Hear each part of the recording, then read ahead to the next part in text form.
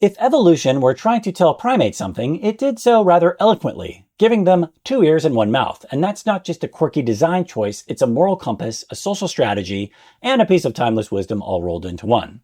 No, this title is not a 2 girls, 1 cup reference or anything sexually related, but using your ears and mouth proportionately might actually make the world and any group chat a little bit better. Appreciating the anatomical elegance here, we have 2 ears, symmetric, passive, always on. The mouth, by contrast, is singular and requires effort. To speak, we must breathe, engage muscles, and risk saying something in a recorded video meeting that may later haunt us. Philosophers from Socrates to Epictetus, what an epic name, hinted at this imbalance long before dumb memes did.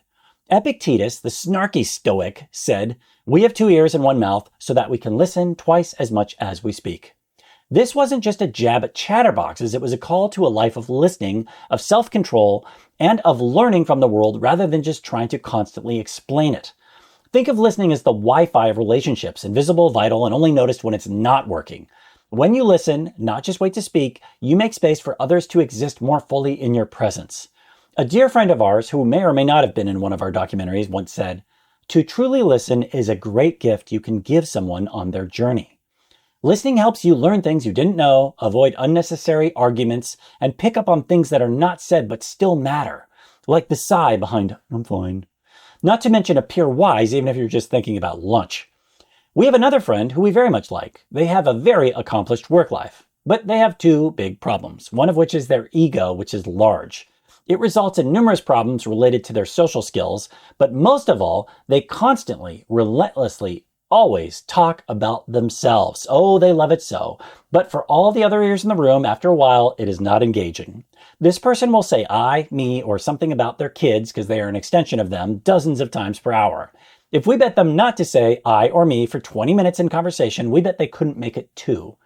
Many people like this would be content talking to a cardboard cutout that just says, yeah, I agree, on the regular.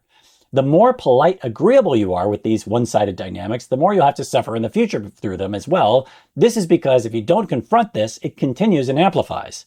Mainly due to a variety of factors, but the person doing it, the guilty party, the oversharer, then thinks they have a green light to just keep doing it. But a therapist would likely say this underlying behavior is catalyzed by an insecurity from childhood, competition for the spotlight with siblings, unmet needs for validation, and or compensating for a perceived invisibleness or maybe powerlessness from their youth, feeling like they were not paid enough attention to. It's not like we, who cares about them, don't want to hear them share, but it's the ratio of how much they do it. Instead of talking about themselves 90% of the time at most, or 75% of the time at least, they should talk about themselves 33% of the time, 1/3. And the other 66% of the time, 2/3, listen or talk about higher level things.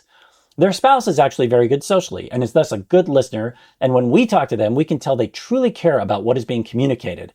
But because of this individual's ego, they just cannot wait to constantly, reoccurringly reinflate itself like a wacky arm flailing tube car lot man or slimy children's bounce house. Not always, but often their listening can be in one ear and quickly out the other as a result. Actively listening and picking out the small points or unique joys and other tragedies of others' lives is a lot of work.